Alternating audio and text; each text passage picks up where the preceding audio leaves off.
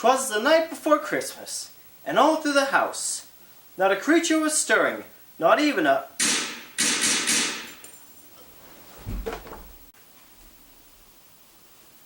Yippee-ki-yay, motherfucker.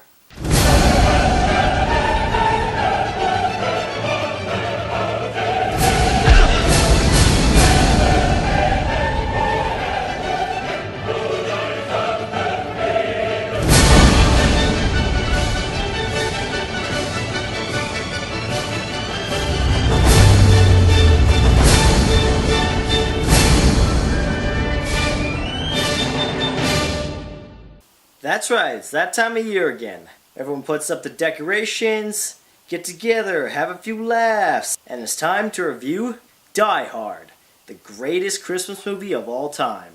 Die Hard's a true original when it comes to action films. Before it, most action film heroes were basically like Clint Eastwood's Dirty Harry or The Man with No Name, or any character Arnold Schwarzenegger played, all those macho, invincible good guys. Before that, no one had ever really seen such a vulnerable and relatable hero as John McClane. And as a bit of a testament to what an original concept Die Hard was, and how original of a movie it was, many of those older action films are actually referenced throughout the movie when John McClane is compared to Arnold Schwarzenegger or Rambo. Nowadays, a lot of movies get referred to as Die Hard on a blank. For example, Speed was Die Hard on a bus, and it just shows what an impact Die Hard had on Hollywood and the action film genre. One thing that has truly always made Die Hard movies, especially the first, was not just the hero John McClane, but all the supporting characters and, most importantly, the villain. Hans Gruber, one of the true original villains, really created the sort of stylish Euro-trash villain.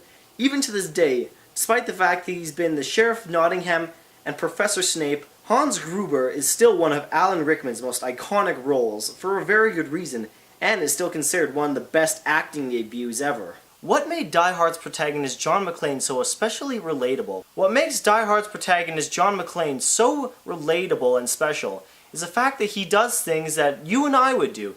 I mean, his first reaction to the terrorists wasn't to try and shoot them all, it was to run and try and call the police because he knew he was outgunned and outmatched. Something just a normal person would do, and that's what makes John McClane so special, because you think, oh, I could possibly do that. I mean, obviously most people wouldn't have the training of a police officer, but still, just the way he goes about it is so normal, so everyday. It's a much more relatable scenario. And like I said before, supporting characters are a huge part of Die Hard. Even to this day, a lot of the characters from the first Die Hard movie are just really beloved by fans. Notably Argyle and Sergeant Powell, two of the best supporting characters ever put into action film. You really feel like they weren't unnecessary characters, and they really provide a huge part of the movie, especially Sergeant Al Powell, who is known by many people as the dad from Family Matters, but I'm a little too young to remember that. But Sergeant Al Powell provides a key link in the movie, communicating with John McClane, providing a way for him to talk about how he's feeling without it feeling out of place. And that really was special about the movie, was the link between those two characters.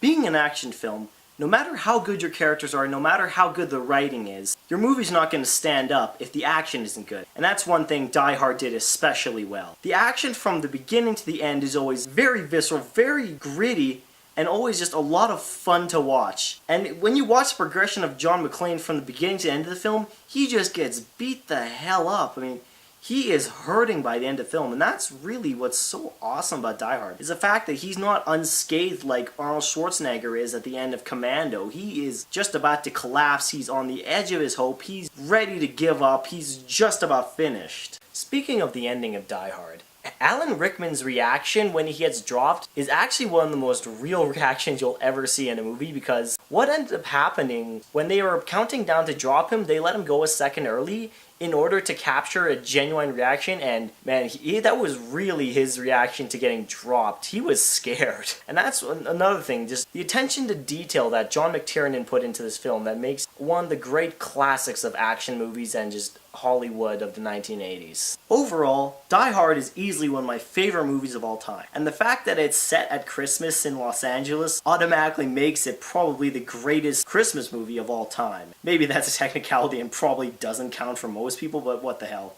This is my channel, not theirs. In the end, Die Hard is getting a for sure 10 out of 10. One of the best action movies ever, best Christmas movies ever, and and just plain such a great film. Anyways, what's your guys' favorite Die Hard movie? What's your favorite moment from a Die Hard movie? Let me know down in the comment section below. Otherwise, like, favorite, and subscribe, all that kind of fun stuff. Otherwise, see ya!